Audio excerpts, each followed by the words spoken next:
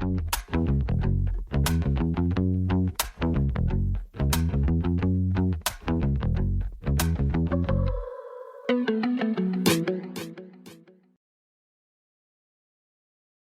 to Mississippi Happenings. My name is David Olds, and I'm your co-host. And with me today is my friend, Jim Newman. Jim, how are you? Yeah, I'm doing great. I've got a new airplane.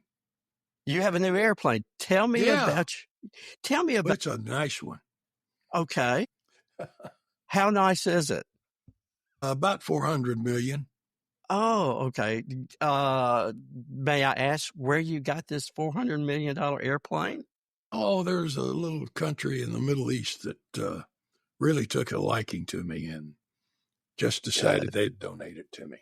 Good. Mm-hmm. Well, that's a great topic to start out with. I want to introduce our guest today, and he is a second timer, and it's a joy to have him with us, and for him to be with us and share his knowledge. Today we have retired Rear Admiral Jamie Barnett. He is the adjunct professor at Ole Miss Center of Intelligence and Security Studies, and teaching national security and cyber security policy courses. And he has a Substack, which is Jamie's Opinion Aided by Facts.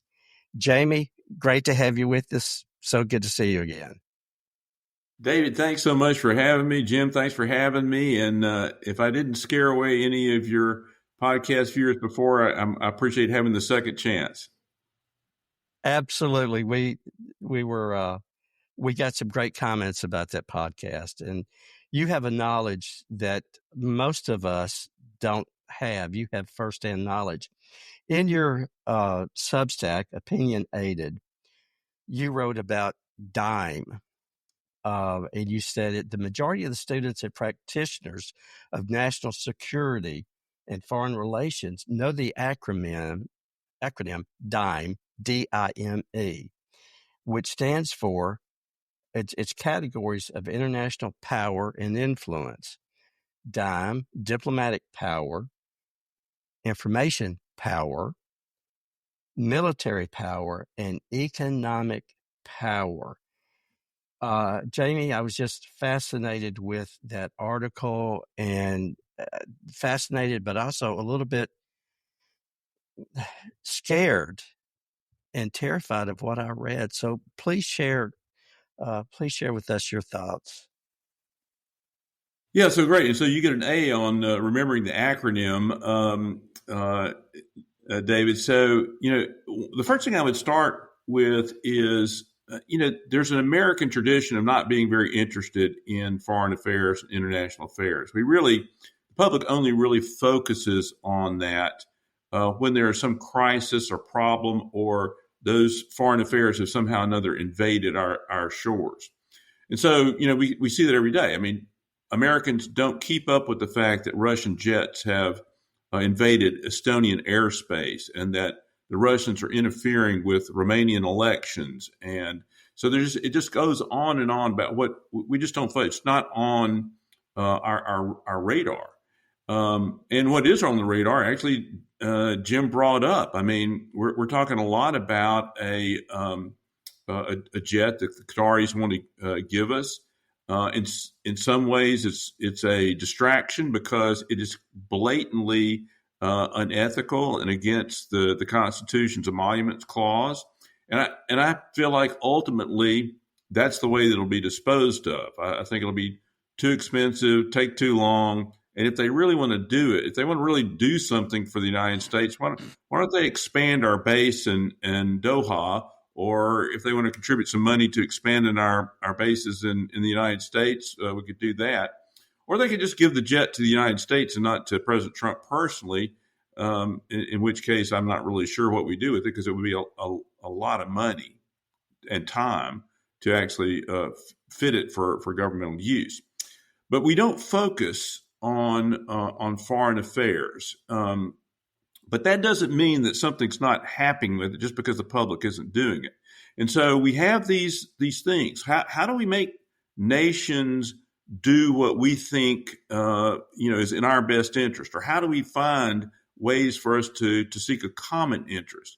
And that is these four principles of international power and influence: diplomatic, informational, military, and economic. And the United States has been fabulous in that for the last 8 decades. When we finally emerged from World War II and took on the mantle of being a superpower. And then after the fall of the Soviet Union, the sole superpower.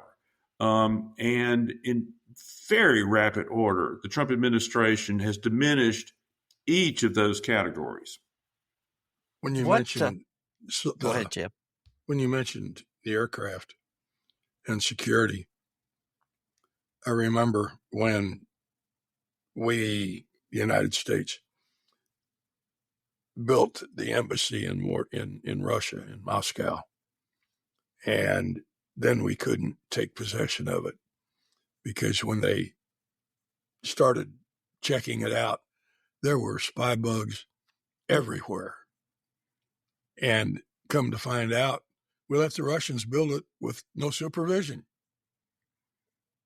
Yeah, the Russians were very, very clever. They embedded listening devices inside cinder blocks that used piezoelectric features, so they didn't actually have to have batteries. And it was just, and yeah, we never took possession of the building. And it's another aspect of my national security class. If you don't mean, can I get academic for just a minute? Please so do. Most Americans also have not heard of a man named George Kennan. George Kennan was a Soviet and Russian expert and was under Averell Harriman, was in Moscow, was the ultimately the ambassador, the U.S. ambassador to Russia, or maybe I should say to the Soviet Union. And at one point, the Department of Treasury was trying to deal with the Soviet Union, and they sent him a request to Moscow and said, "Can you kind of explain to us how the Soviets act?" And he sent back what became known as the long telegram. It was 5,000 words at a time when most telegrams were between 30 and 50 words. And what he laid out, now this is a very broad simulation or a simplification of what he said, but he basically says you cannot treat the Russians like other countries. You have to know that they will deceive you, they will lie to you, they will not follow through on what they say because they think that you're a decrepit, decadent democracy that will ultimately fall. So all they have to do is wait you out, and that has really, in some ways, been true for Tsarist Russia, and it's true for Putin's Russia too. And so those concepts that George Kennan helped form was called containment. You're not going to be able to really deal with them like other nations. You can't treat them diplomatically. You can just contain them. Well, now we're back into another superpower confrontation. We're back to major power competition. And so those concepts of containment and that we cannot trust the Russians need to come back. Well, Khrushchev told us that we were going to fail from within. Well, and I hope he's not right. But I mean, the fact of the matter is that he was acting on good authority. The founders of the United States also knew that democracies fall from within. And, it goes back to I think we talked about this last time. Benjamin Franklin's answer to the woman who asked him, "What have you wrought?" And, a republic, if you can keep it. And we've been keeping it for a long time, sometimes better than others. But I do think it's at risk right now. And that's probably a discussion for another day, just the question of the rule of law, which we see assaulted every day. You mentioned that Trump was dismantling this process of dime. In what ways has he worked to dismantle this? Well, David, during the first administration, Trump assaulted the Department of State. He dismissed very senior officers, and this wasn't because he was ticked off at him. This was when he first came into office, and it takes a long time to grow a foreign service officer, to study another country, to learn its language, to learn its culture, to build relationships with that country, whether they're an adversary or an ally or somewhere in between. And so that was tremendously upsetting. The other thing that he did, which we're still paying for, is he pulled out of the Trans-Pacific Partnership, TPP. The Trans-Pacific Partnership was the United States dealing with, I've forgotten exactly how many, but I want to say it's 10 to 15 Pacific, nations, East and West, and not China.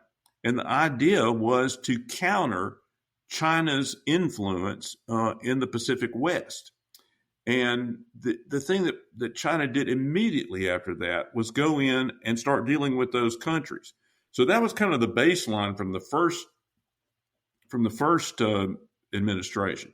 Second administration, he's done even worse. I mean, he's come in and dismissed thousands of officers, just gotten rid of them.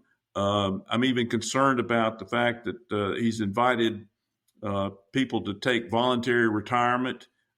We lose a lot of experience there. So that diplomatic power is incredibly important to us because we really don't want to use our military power. We want to achieve our national means, our national ends without military power. And so it's just really, he's shuttering embassies. He's cutting back on programs. We've already talked about what he's done on USAID. We just got so much goodwill around the world from the programs, and that cost us less than 1% of our annual federal budget. And of course, the Chinese have come right in behind that and scooped up those programs, particularly in Africa, but elsewhere as well, because America has come across as seeming untrustworthy. And we've done the same with our allies. We pulled out of the World Trade Organization, basically. We pulled out of the World Health Organization. We pulled out of the Paris Climate Accords. And so, things that we have done, we've even basically abrogated treaties that Trump negotiated, included the one between the refit of the treaty between Canada, the United States, and Mexico. So the tariffs have just done tremendous harm to our worldwide standing and trust. We can go through each one of the acronym names if you want to, or I can stop and breathe, and you can let us let me know if you have other questions on it. Go ahead. I was going Jeff. to ask you, since you brought it up. It sounds like that you might possibly approve of the lifting of sanctions of Syria. Well, it's interesting. That's one of the things I teach my students is when you're dealing with national security, there's not a decision that is not complex. And when you optimize one decision, you're probably de-optimizing something else. So the question of Syria is hard, and the reason is that you've got somebody with blood on his hands that now running the country.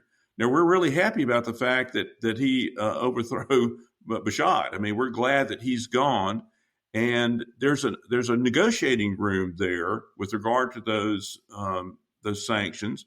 It looks to me like we're not negotiating; we're just reducing them at Saudi Arabia and other Arabian countries' request. What we should be doing is saying, throw the Russians out of their Syrian port. Start acting like a nation that doesn't promote terrorism. And so there is an opportunity to deal with them. We have dealt with people that we would not consider our friends in the past successfully. And there's an opportunity there. I don't know that we're capitalizing on it right now.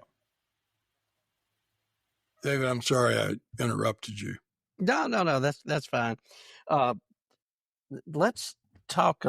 Let's go back to Dime again. And you mentioned turning the lights out on informational power. Talk to us a little bit about Voice of America and what it was and what it is now under the Trump administration. Sure, and if I could take a step back even from that, I mean, we use information to influence world opinion, and so do other nations. They use information to influence our perception of them, and this has been going on for a long time, all the way back to Roman times. And America's had a tremendous advantage in that. What President Reagan and others called the shining city on the hill. We were kind of the example, the democracy that worked, that created economic prosperity for our people, and educational and freedom of speech and all that goes with it. And that got promoted through our movies and our music and, our culture. I mean, people all over the world at one point were trying to get American blue jeans. I mean, so there was just so much influence there that we were able to take advantage of. And other countries do that too. I mean, we think of France as very stylish and their wine is very good. Those are the type of informational things that we've used. Now, all that we've just mentioned on democracy, and diplomacy in particular, also it's been affected by this. These tariffs have reduced our standing around the world because it's affected people's pocketbooks and their confidence in their economies. But also in the past, we have used various aspects, specific instruments of information. And we started within about 2 months after the U.S. entered World War II with Voice of America. And it was, it has evolved into scores of languages pumped into countries that do not have a free press, by and large autocracies. Some of the countries that it's the only one they get, and there are various. We've heard of Radio Free Europe, but there's radio and television Marti, Spanish language, all these sort of things, getting information to them. And sometimes that's the only information that's true that they get. In one fell swoop, by the dismissal of Voice of America by Kari Lake, which the overall organization is called the U.S. Agency for Global Media, basically just dismissed them, even though it's supposed to be independent, congressionally funded, congressionally mandated. And they've lodged a lawsuit, and the judge has said, no, you can't do this.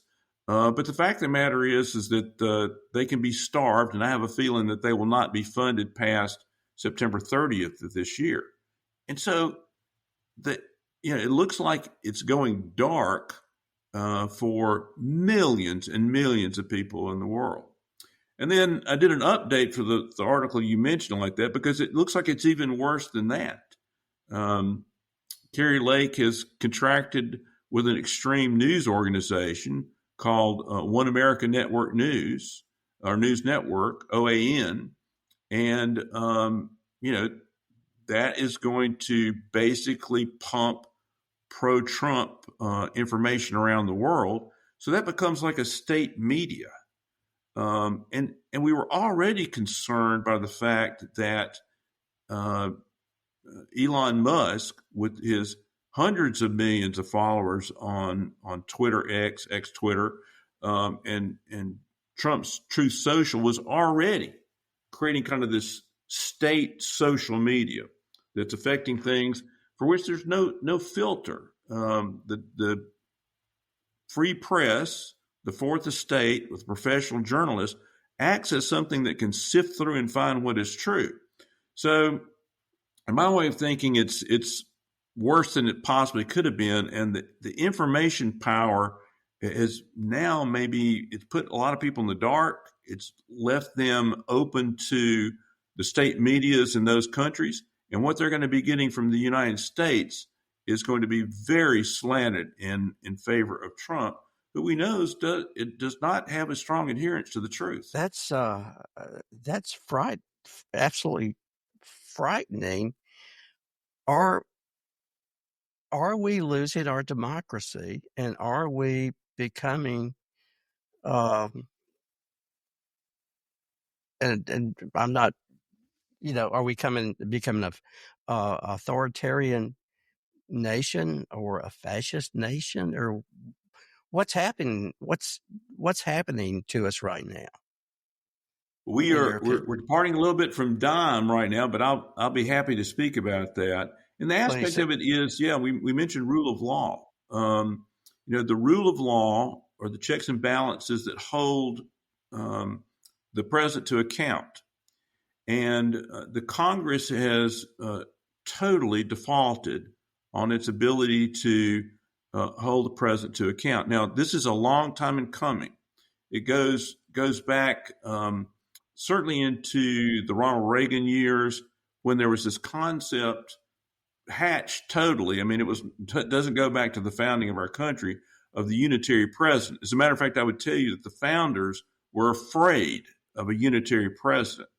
And so the concept of separation of powers is that each of the three co-equal branches would be jealous of those powers. And the Congress has become very not jealous. It has ceded power to the president, even as the president does things that are clearly unconstitutional or illegal. So the very conservative former Federal Circuit judge, Judge Ludwig, has an article in the Atlantic this week, really in this last 24 hours, where he goes down chapter and verse of every major executive order that the President Trump has signed, and said why it is illegal, why it is unconstitutional. And he's very much concerned that is against the rule of law.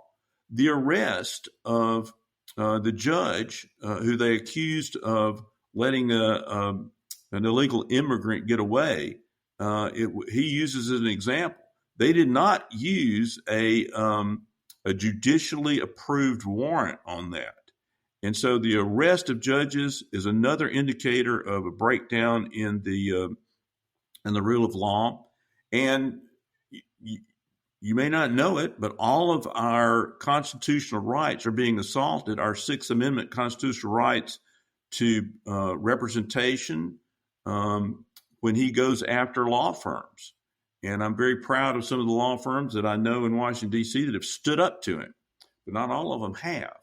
So all of these, across a broad front, our democracy is being assaulted.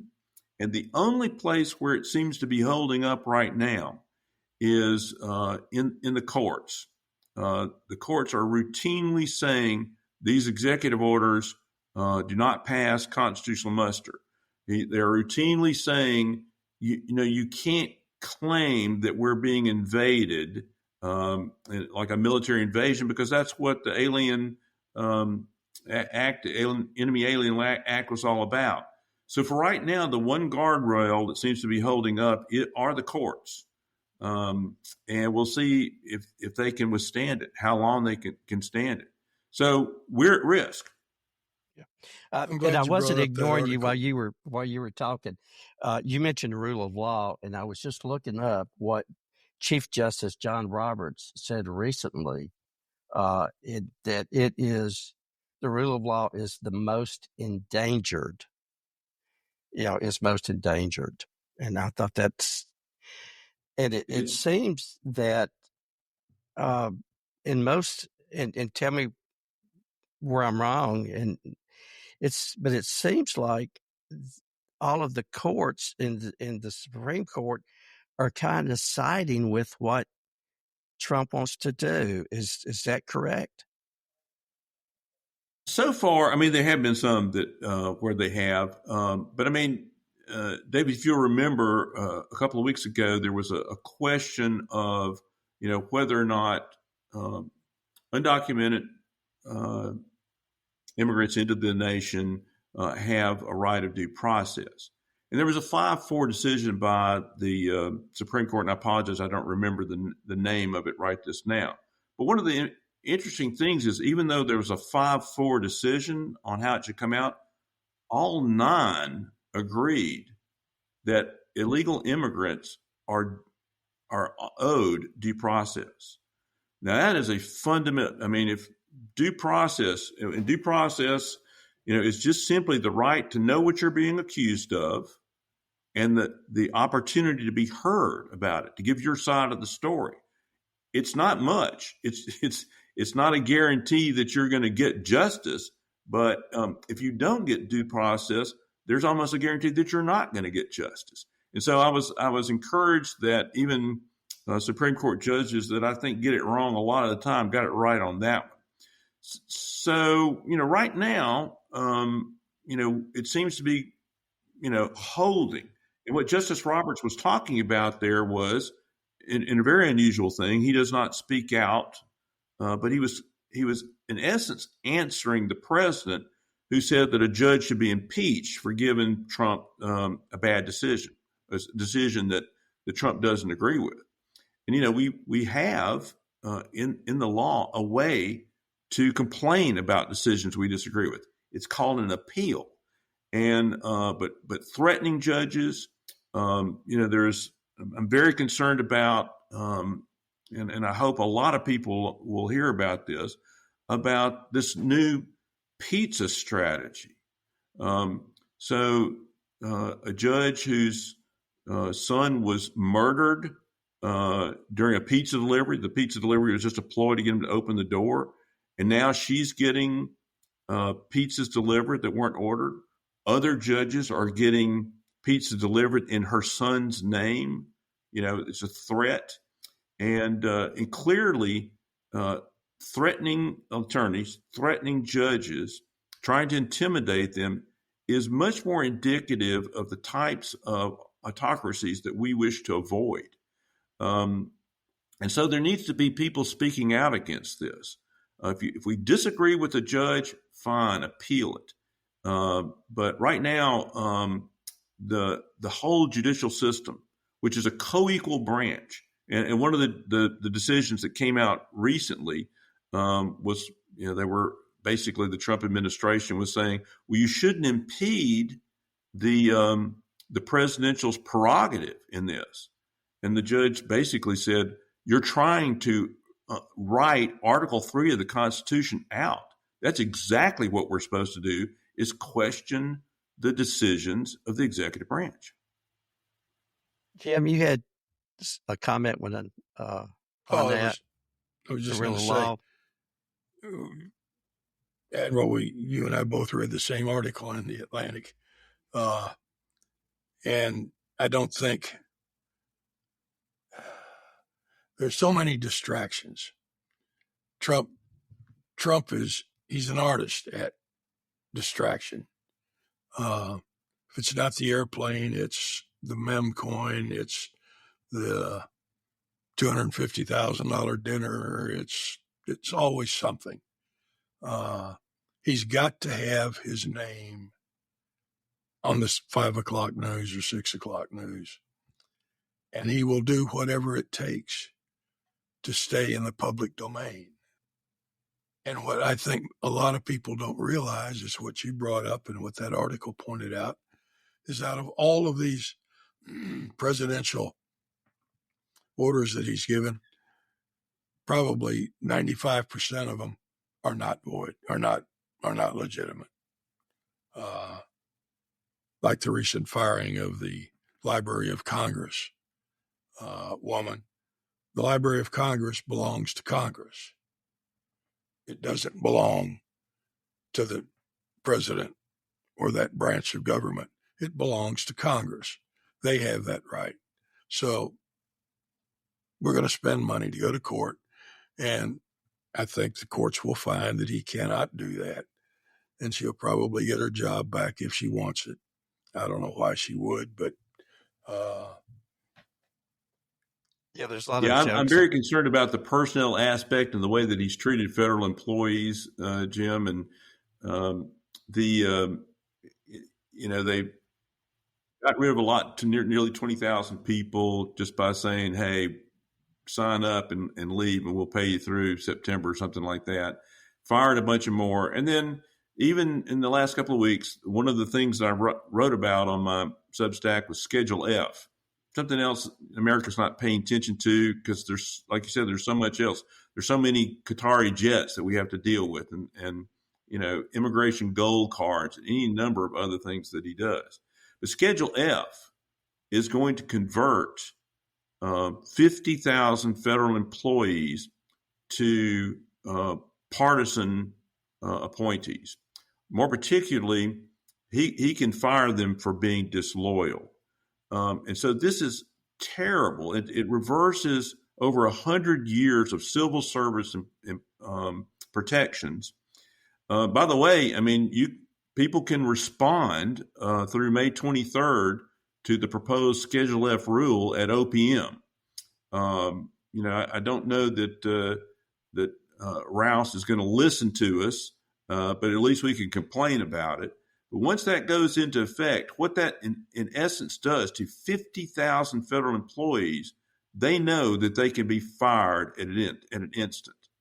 So they're going to, I think, have to adhere, or they're going to feel like they have to adhere to whatever degradations or illegal actions the president wants to take. And here's the thing, we talk about the public service of serving in the military and the sacrifices that have to be made. President Trump and I'm afraid the Republican Party largely has come about denigrating federal service, public service. A lot of times they have expertise in a field where they could be paid a lot more someplace else, but they're doing it because they feel like they're doing something good for the nation. I served with many of them at the Federal Communications Commission, dedicated people who want to make it right. And the fact that we'd have this many tens of thousands of federal employees leaving the service, there's going to be something that we'll have to pay for that. There is damage that's being done that we may not know for weeks, months, or years because somebody that we needed in a seat in Washington, D.C. or some other federal position across the country isn't there. Well, if you just think back to Ronnie Reagan when he fired all the FAA controllers when they were on strike, the situation at Newark Airport is the ultimate result of that. It takes years and years to have a controller trained well enough to manage the job he's given to do. And we don't have enough. We've never had enough since Reagan fired him. Yeah, it was, it was applauded by the anti-union people, but the fact of the matter is the unions were telling them what they needed. They needed more people, better working conditions, and more money. But I think the main thing is that they saw is that the system even then was under stress. And look where we are today. Yeah. Nothing's changed. No. Jamie, earlier when you were talking about Schedule F, you mentioned OBM. OPM. So that's the Office of Personnel Management. Personnel. Okay. So OPM is the agency in the United States that handles most of the personnel, not all the personnel, but it handles the rules, the HR rules for the government. Are federal employees forbidden to form a union? There are some significant restrictions on federal employees forming unions. There's some exceptions to that, but they're not allowed to do collective bargaining. Because it seems to me that they're not on an equal footing when it comes to their continued employment. You're exactly right, and that is why the civil service regulations are so important.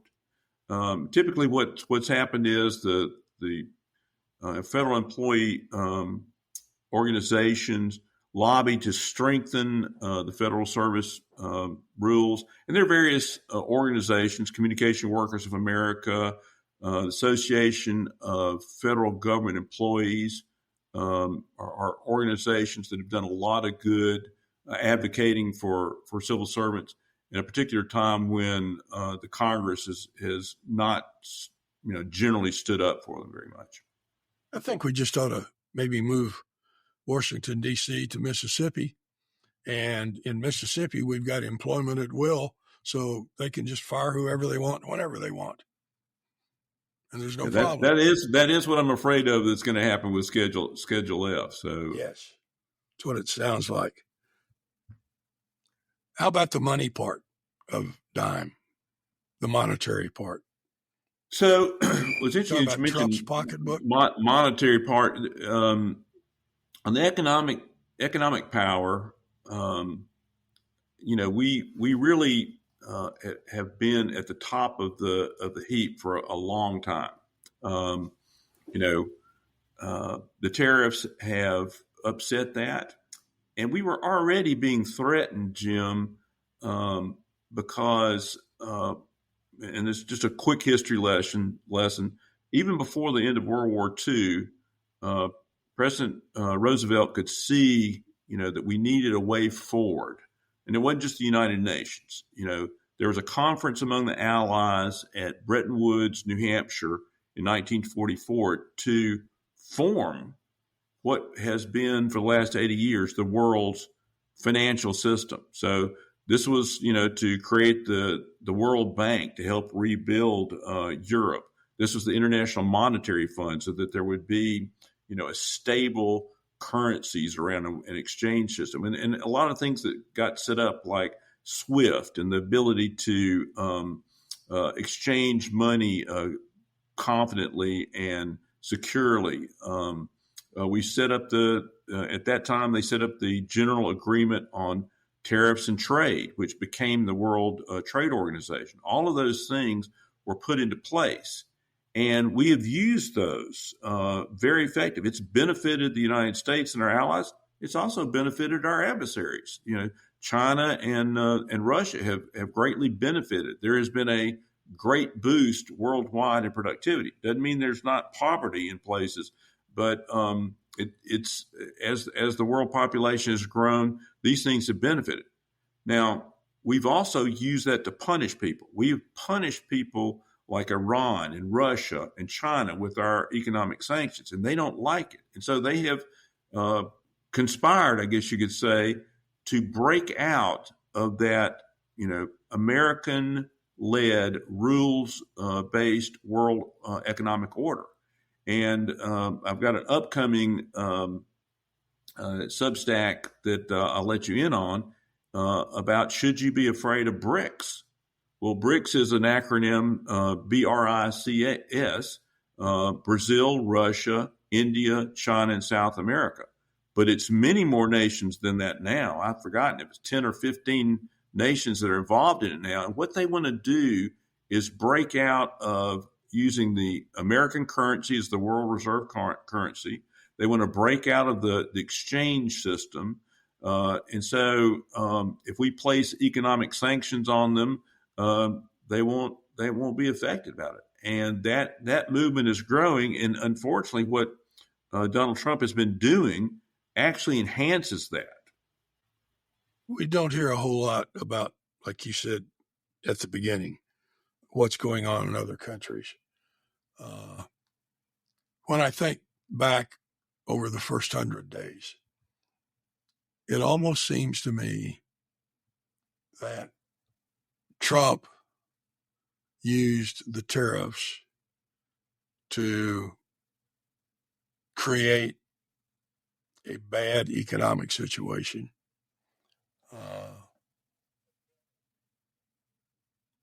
For a number of countries. But the real goal, that as I see it, is that he was doing it to enrich his fellow billionaires and himself. Because all of a sudden, we go from 145% tariff. Oh, 80% is fine. Just picks it out of the blue. The stock market goes up over 1,000 points. People make millions of dollars. I didn't make millions, but I did okay on that day. And the days subsequent to that. And I sometimes wonder if that was not his real purpose. If he could create an economic situation bad enough that the stock market would go down, and then everybody that's got funds left buys on the so-called dip, and then he just picks a number out of the air and stock market goes crazy.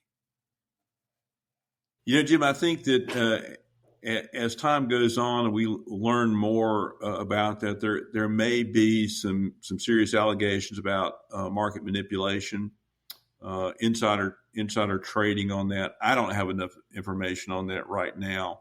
It does seem suspicious to me that, you know, he suggested one night that people ought to put their money in the stock market, and the next morning he retards the tariffs, and so the market shoots up. But I do think that he doesn't really know what he's doing. And so I don't know if he actually had a principle in there. He has apparently been a believer of tariffs for a long time. And that takes us, back to a Republican Party that existed during and before the Hoover administration and was proven to be wrong. And he's got as his principal economic advisor, Peter Navarre, who is a charlatan. When he wrote his book on and a convicted felon, and he wrote his book on about tariffs, how good tariffs are. He referenced an authority on it that was him that he made up. So that's the level of integrity, of academic and intellectual integrity that's advising the president. And there's clearly internal friction about this with his Treasury Secretary. And not that I would trust Elon Musk, but Elon Musk doesn't like his economic things. And so all of this is based on very bad economics. Adam Smith, so The Wealth of Nations, this is, kind of the beginning of modern economics. And he promoted free trade, basically low tariffs. He didn't say no tariffs. He thought that they could be used, incrementally. If you've got an internal tax on stuff that's being made here, and something else is being imported, well, you could have a tariff on that to kind of level the playing field.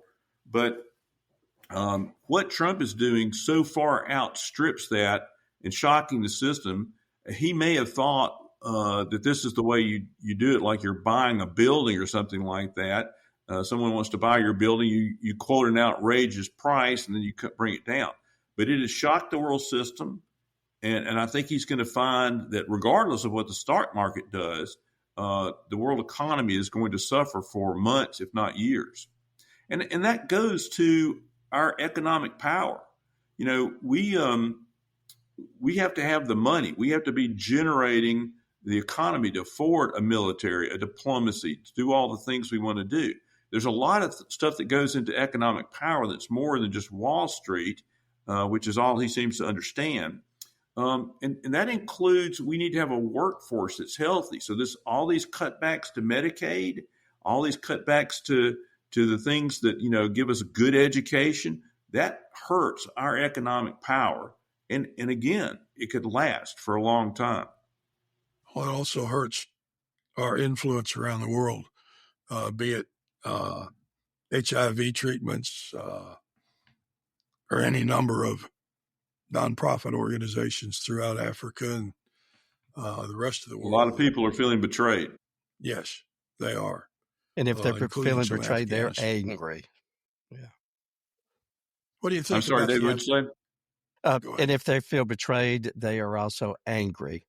So, yeah. Jim? What do you think about is sending or repealing the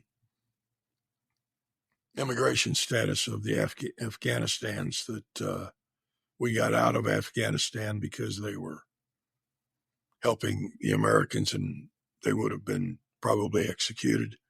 And now he says Afghanistan's safe enough. They all need to go back home. Yeah. Should that be an option for them? To do what? To stay here or go home? No, I mean, once again, we give our word. We ought to follow up on it. There were still some people of Afghanistan that I think we should have gotten out if we could have.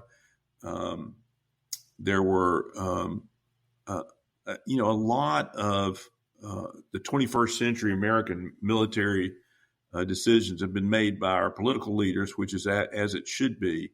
But it has been a history of adventurism, which Trump says he's against. And I appreciate a restraint on that. We shouldn't have ever been in Iraq. That was totally engineered. I appreciate and applaud the actions of our troops that were there.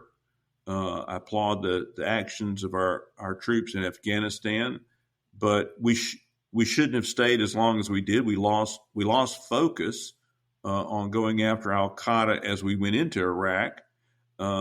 Once we got Osama bin Laden, we should have evaluated.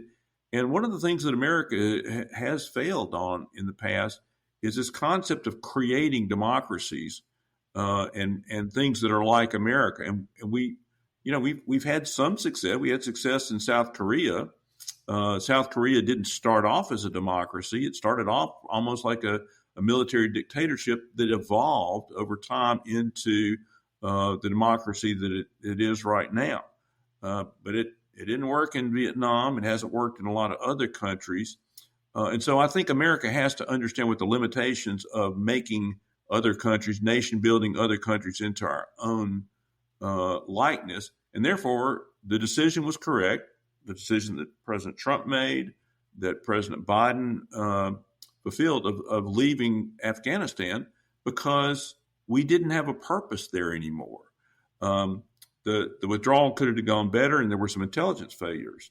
And as with regard to the people in Afghanistan that helped us, we owe a duty to them, and we also always should uphold that, because it won't be the last time that we need people in another country to help us. And that goes back to all of the brain drain that you were talking about, losing federal employees that have years and years of diplomatic service and histories. I've forgotten the book I was reading. I can't think of the name of it, and it's immaterial, but it goes back to the Second World War after it was over, and the United States and the Allies were interested in having, for lack of a better word, spies to find out what the Russians were doing. But the only problem was we didn't have anybody that spoke German or Russian. So we ended up hiring Germans who we had just defeated. And for quite a while, we got intel that we wanted to hear. Not what was really happening, but it was intel that we wanted to hear, because we hired the people we had defeated and they gave us what we wanted. And it takes years to develop those relationships of trust and confidence. And you just can't do that overnight.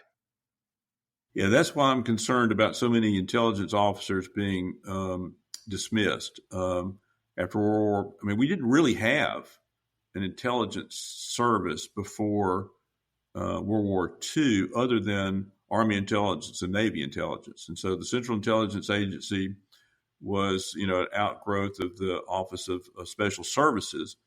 but yeah, it was fledgling, and mistakes were made, and then Alan Dulles got ahead of hold of it, and some real hubris and American adventurism around the world occurred. Our intelligence service now is tremendous, and it should be supported. And it goes to the talking about people being dismissed. I'm very concerned, even today, hearing about another 120 generals and admirals being dismissed. To me, this is a follow-on of Senator Tuberville's disastrous hold on military promotions, which it affects the military, but also affects military families, transfers, people that have kids in schools that now they're held there, they're interrupted in the middle of the year, and it's just a disrespect for our men and women in uniform. And there does not seem to be a military or national security purpose in any of it. And you can't go into General Motors or IBM and hire a new admiral or general. You have to grow them.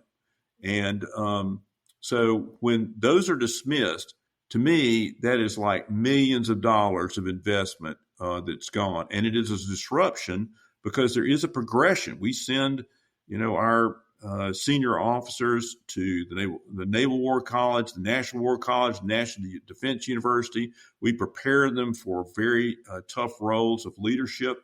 And a lot of that's getting interrupted now. And the people who are having to take up the slack, may not be ready for that particular role exactly. Now, is there a reason to downsize? You can do that. We did it in the 1990s. You have congressional hearings, you have study committees, you figure out where you can do it. But just to rake people out means that some things are not going to be done, some things are going to be lost. And that's another situation where we may not see what the problem is today or this year or next year, but it may be a problem in the future that can be traced back to the way he's treating that. So, I'm very concerned about that and the dismissal of so many people from the federal government, a lot of whom will be in the Department of Defense, if we were going to downsize. Now, let me praise a couple of things that are going on. Our Senator Wicker, who I do not always agree with, is promoting a larger defense budget. He is promoting the SHIPS Act, a shipbuilding thing. After we spent $5-6 trillion in Afghanistan and Iraq the first part of this century, money for which we cannot claim that we have any additional national security right now. That money could have been going into Air Force jets. It could have been going into Navy ships, revitalizing our naval bases around the world, protecting them for the climate change that's coming. So I'm glad to see that there's a recognition of that, and I support that. There's one other thing that I have to say that I think is a good outgrowth, byproduct, shall we say, of the tariffs. When the Chinese locked the door on exporting processed rare earths to the United States, it's a huge problem for us. There's about 900 pounds of rare earths in an F-35. There's about 9,000 pounds in a submarine. And we need them for our cars. We need them for our cell phones. We need them for all of our manufacturing. And China has about 90% of the processing power for rare earths. Rare earths aren't technically rare. They're very available, but they're only available in certain places of the world. We've got some, Ukraine's got some, and China's got some, but they have more of the processing power. And so one of the things that I hope that does come out of all of this is that we really do revitalize our Western and American processing of rare earths. That's a national security thing. We've recognized it for a few years. We've got one plant that's in Southern California. I think that they weren't finding it profitable to operate it. Maybe now we'll see that there is profit. Even Adam Smith said that there are certain tariffs that are you should have to protect industries that are vital to your national interest, and we need to look at that. The people who have fought against that for years and years is the Republican Party.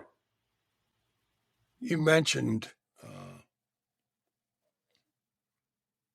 I lost my train of thought there. And I can't think of what it was. It'll come back Well, to me. let me mention one other thing about economic power when we were talking about that just a minute ago. So as Russia and China and the people that follow them pull away from what has been an American and European-led world economic system, and they start pulling out and flouting the World Trade Organization rules, one of the things we need to keep our eye on, the fact is that we have more debt now than we ever have before, and it is growing at an exponential rate. I've forgotten exactly what it is this minute. You can look at the world debt clock, or the American debt clock, but it's about $33 trillion. And so the Republican bill that I saw today says it's going to add to the debt. Right now, I think it's about 122% of our gross domestic product. And during World War II, Franklin Roosevelt boosted our budget to 100%. So there's 100% debt compared to our gross domestic product. But he could do that because it was only 41% before that. So we are at real risk there. And David, Jim, there's nobody in either party that is actually proposing solutions to this.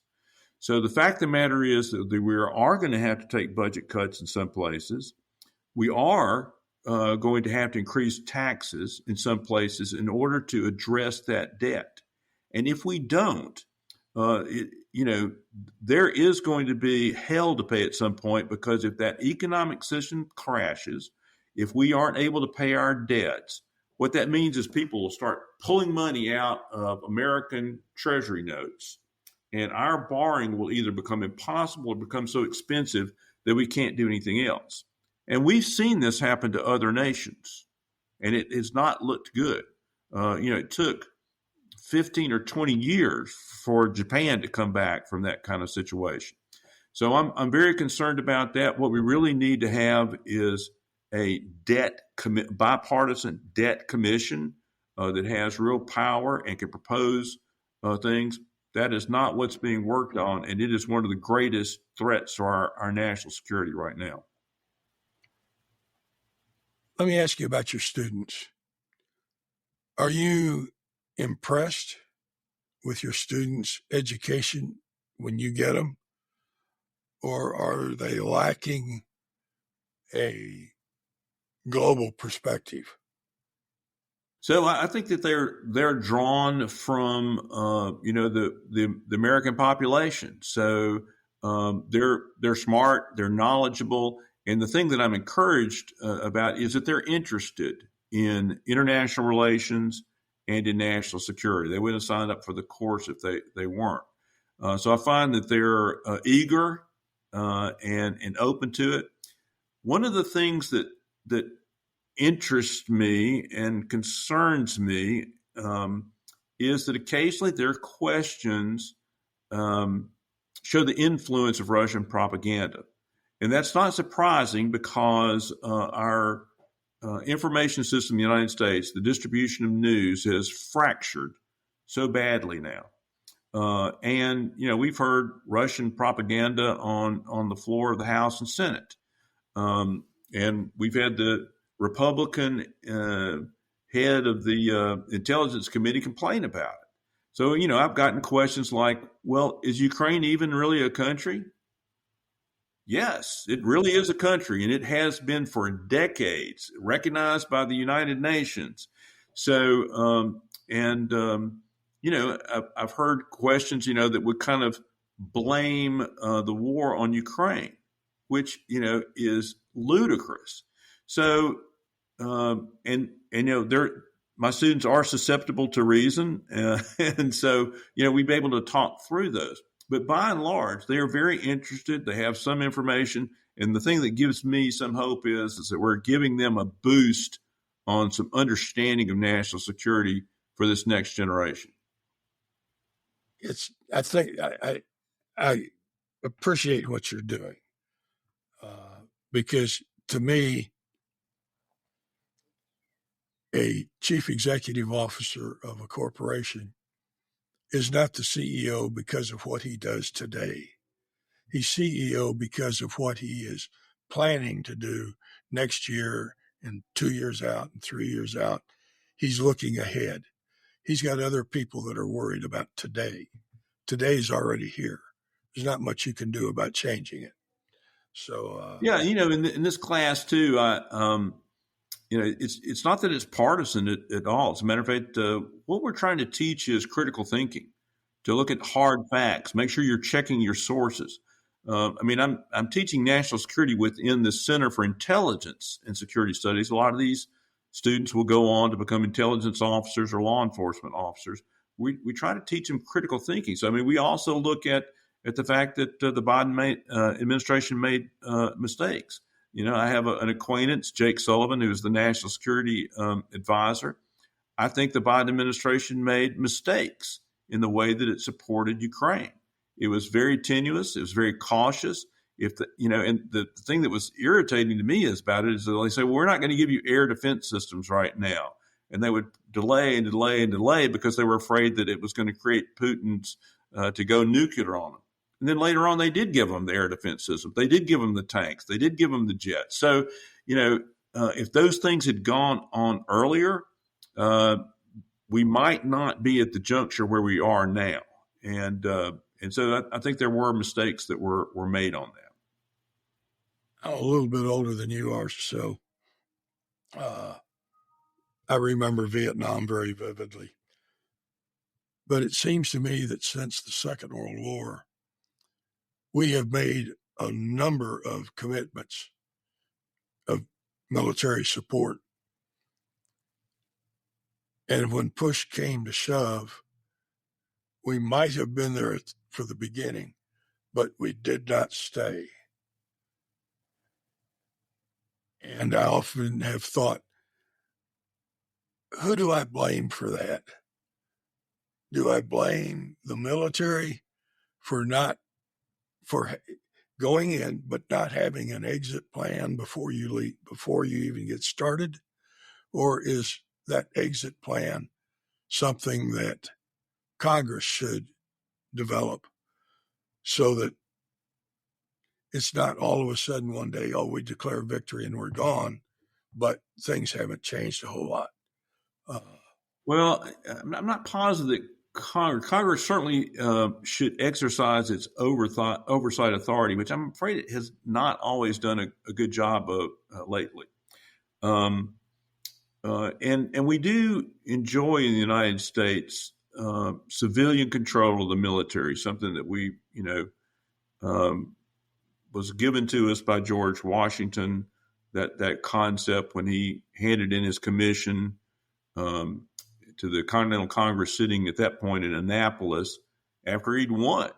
And, if his name had been Napoleon, it would have been very differently. It was a very Cincinnatus type thing to do. So civilian control, but that means that civilians need to understand the employment of military power. And one of the things that I think is problematic is that we think that military is the only solution or the first solution.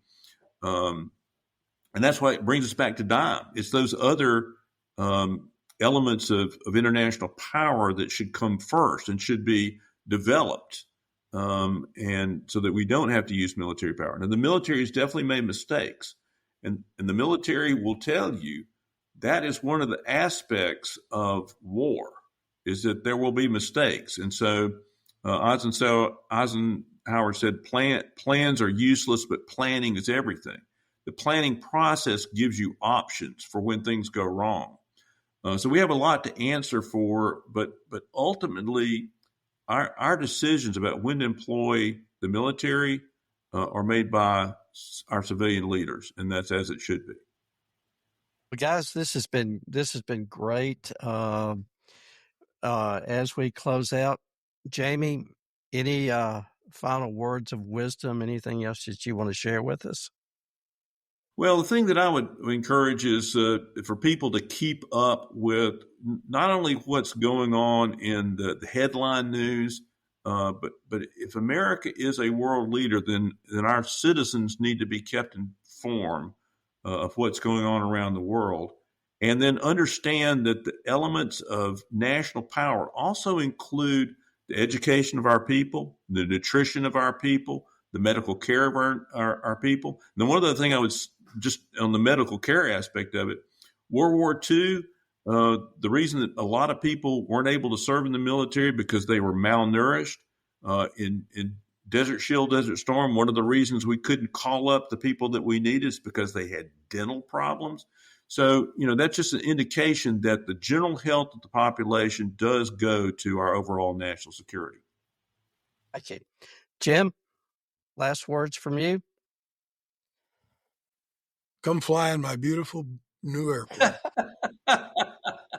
I guarantee you, at the Admiral I want nothing to do with your $400 million aircraft. Well, I haven't accepted it yet because I don't know what the taxes are going to be that I got to pay. Don't worry about it, Jim. You could carry that. That's no big deal. I do want to invite everyone to take a look at Jamie's op-ed, Opinion Aided by Facts on Substacks. I do want to thank our sponsors. I do want to thank our subscribers.